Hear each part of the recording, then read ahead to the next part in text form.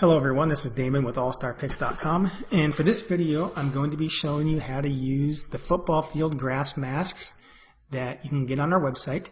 Now what these are for is for creating football fields out of your images or out of your own grass images, and they create a very realistic effect. And you can see this is just a regular image of grass, and with this on, it looks very much like a football field, and I wouldn't even second guess looking at this image.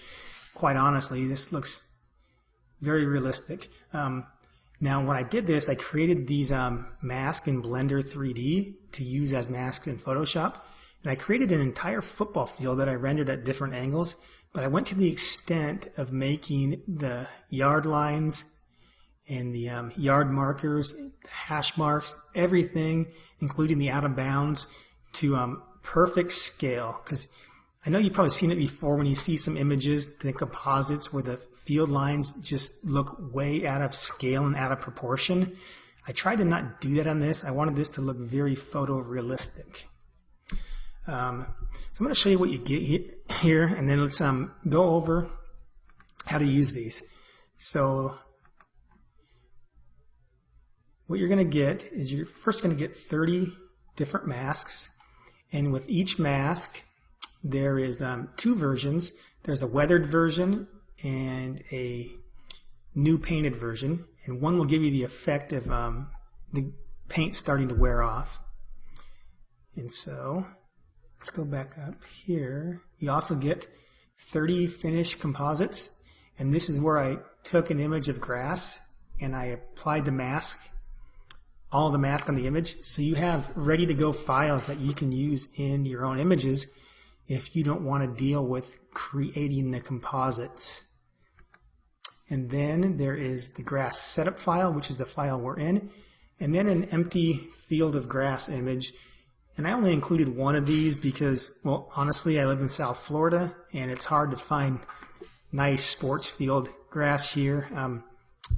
Grass is tough to grow in South Florida, but this is the high school field I shot before they painted lines on it. It's got some dead spots, but I kind of actually like that. It gives it a real natural and kind of a high school feel to it. But if you want different grass, just go shoot your own grass images, and then you can use these for your own images. So let's grab a different one than the 50-yard line, just to have something different. I'm going to grab this 20-yard line here. I'm actually going to grab both of them, the weathered and the regular. And the difference is the weathered has these patches where the grass is going to come through, because you see there's black spots and gray spots in there.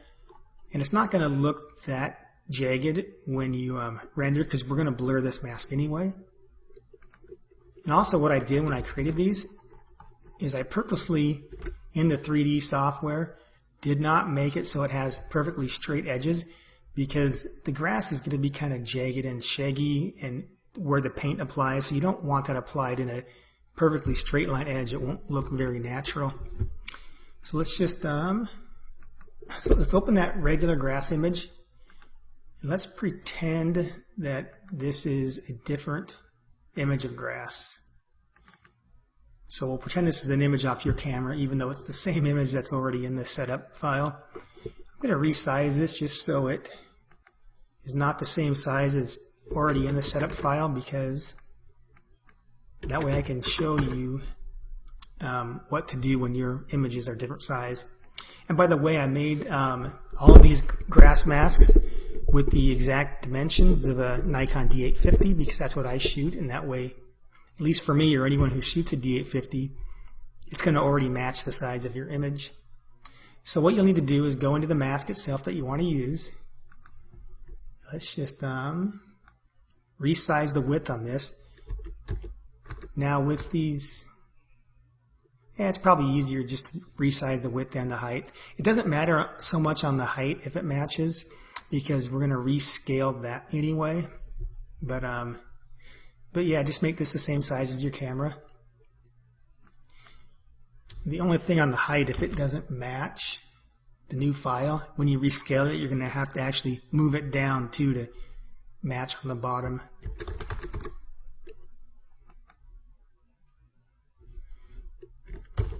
Okay, so we're also going to want to resize. First, I'm going to throw these grass layers away.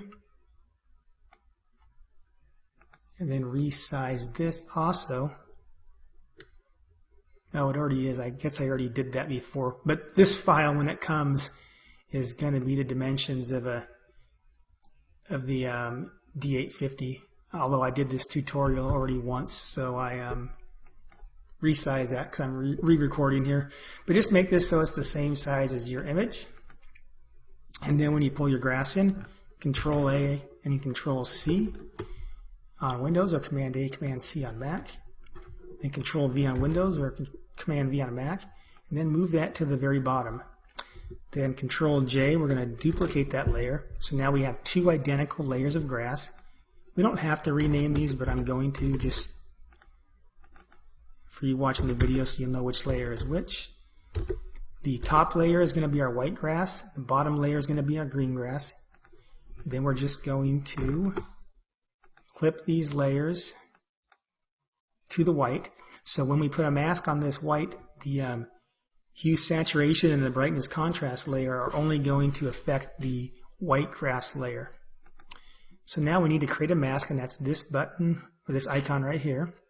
Very important on this, uncheck this link button, because if that is on, then depending on if you have a selection made or if you're just transforming without a selection, if you're transforming and there's no selection made on the mask, it will actually transform the layer too, and you don't want that. So just make sure this is off, so any transforms you do in this mask do not affect the layer itself, because we need these two layers to be identical, and so we don't want to mess this top one up.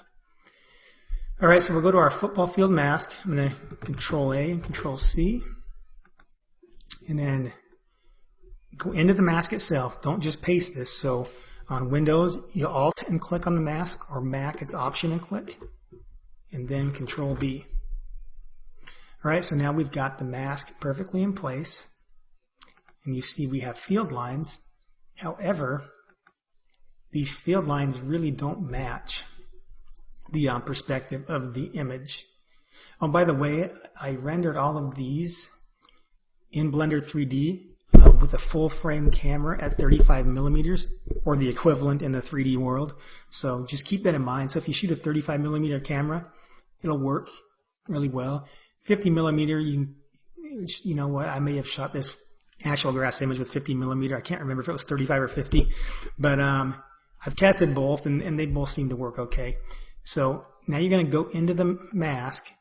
Don't alt click and go into it, just click on it so it's highlighted. So we're looking at the composite, and we're going to be transforming this to match the image in the background. So Control T.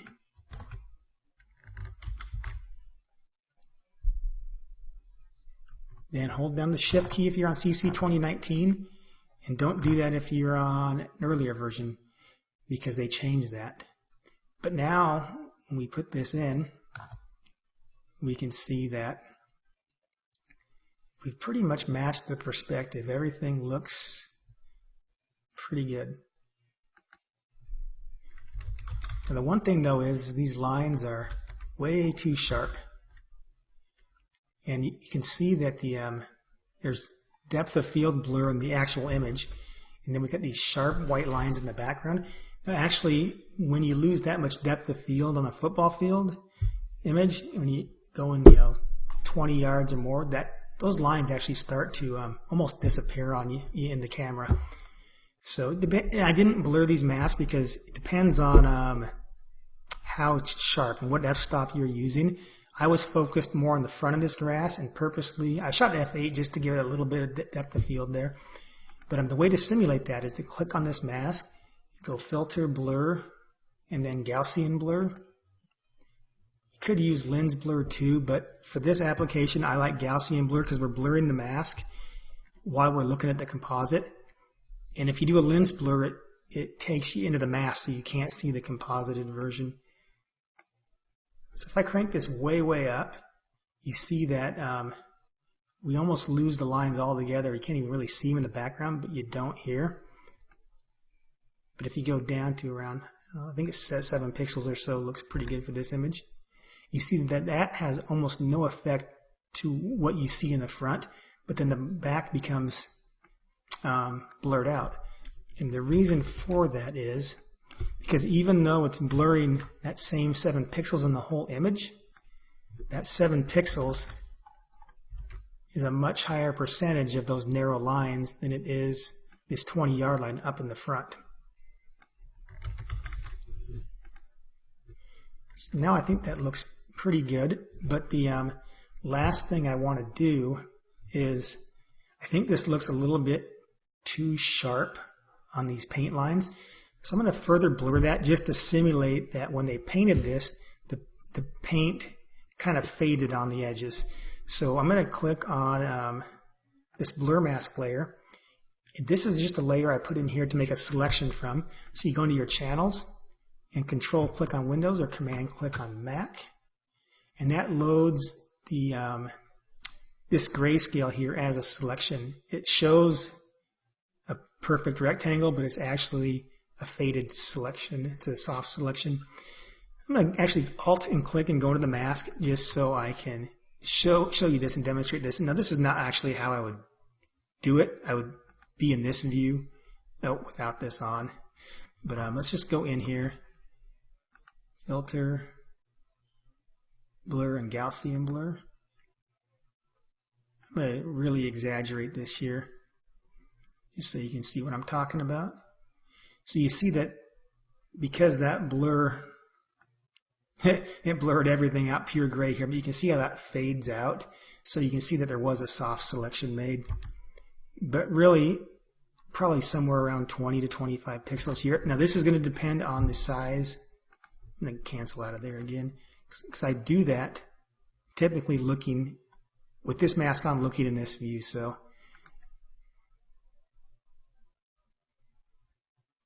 Gaussian blur. So what I'm doing now is I'm just looking at the edges of this grass in front.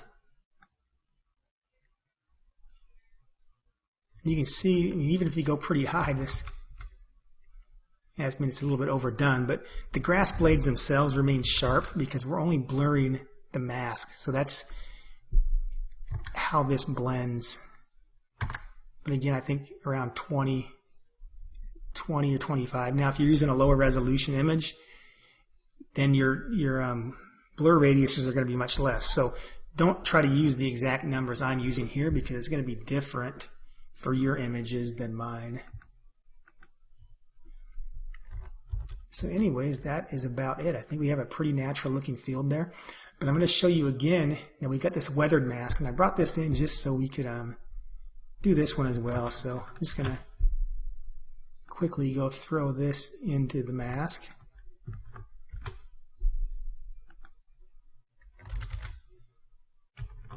And again, scale this, holding the shift key down. Oh, I am not. I am on the, so if you see something weird like that not working, you're on the layer instead of the mask. So now Control T.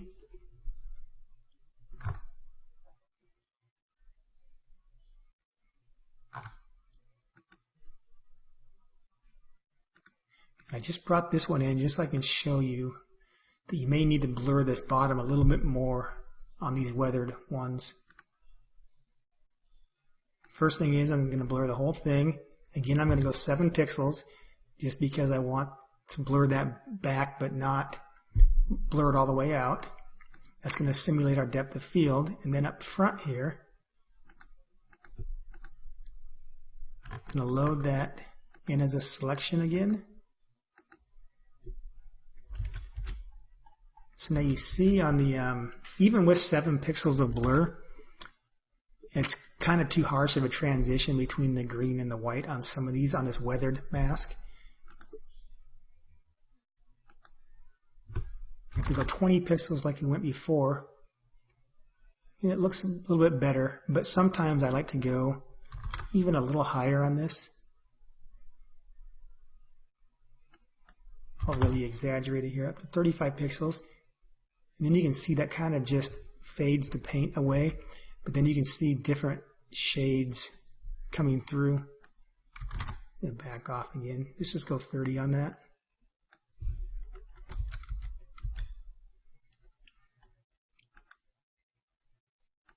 Then one thing you can do as well is on this brightness contrast. Now I set it to 100, but the more you change it, I mean, if you turn this down to 0, what you see happening is this hue saturation layer is set to -100, so that's turning that to a pure grayscale. And then this brightness contrast is brightening it up. So you can adjust this to how it looks best for your images. You can crank that way up, make that paint's a lot brighter, but still we see some of the weathered effect there. I mean, usually anywhere between, I would say, 80 and all the way up, even as high as 150 at times. It's probably the range to stick with. So anyways, that's about it. And thanks for watching. And if you're interested at all in these masks, please be sure to visit our website. That is allstarpics.com. And also, as mentioned earlier, even if you don't want to go through this whole procedure of using these masks, it comes with these 30 fields already pre-composited. So these images are just single layer ready to go for your design.